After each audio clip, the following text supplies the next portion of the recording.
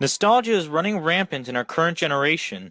Old properties in TV and movies have come to some of the highest peaks in nostalgic value than ever before. Marvel, a once bankrupt comic book publisher, now makes some of the biggest blockbuster films, like Iron Man and the Avengers movies. But while Disney makes those movies and also may have hits based on previous properties, such as Maleficent and Alice in Wonderland, the biggest of them all has got to be Star Wars, a recently acquired license by Disney, and will now be releasing the newest film, The Force Awakens, later this year. We asked James Lindsay, a 68-year-old Gateway student, about the new Star Wars movie, and his answers might surprise you. The new Star Wars movie, I ain't seen the first one, but I know it's action-packed, and I know it's gonna be good, and I know a lot of family members gonna want to see it because Star Wars always been a big hit. So if it's the bigger the hit, the more people gonna want to come see it. So I think the new Star Wars will be a lot better and a lot more action and a lot more special effects. So when you have all that working together, then people's gonna come out to see it more. So when they come out to see it more, word of mouth is gonna get around, and then it's gonna be a bigger hit because people gonna want to see it because of the action-packed thriller that it's going to be. So we have to think about this. The more action, the more thrilling it is, the more people that's going to want to come see it. So when they come see it, then they're going to tell other people about it, and then more people going to come see it. You know, so that's amazing. But while there are still some incredibly huge hits out there, some other films, such as this year's Creed and Mad Max Fury Road, enjoy mild successes. We asked Gina Peter, a 24-year-old Gateway student, about another recent film that did okay at the box office, Hairspray.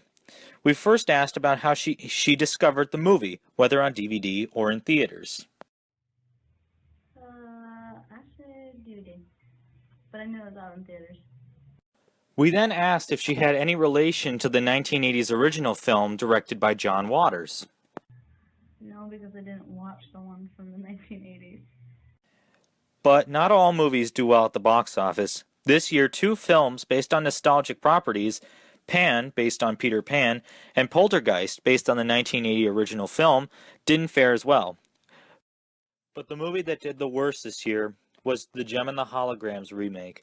On its first weekend, the film came in 15th place, only making $1,375,000 and dropping even lower on its second weekend. We asked local 22-year-old Gateway student Nick Pedrosa about if he knew about the film or the TV show that it was based on. No, I have no idea what's Gem and the Holograms. We then asked about his thoughts on the movie getting pulled from theaters just after 2 weeks of being released.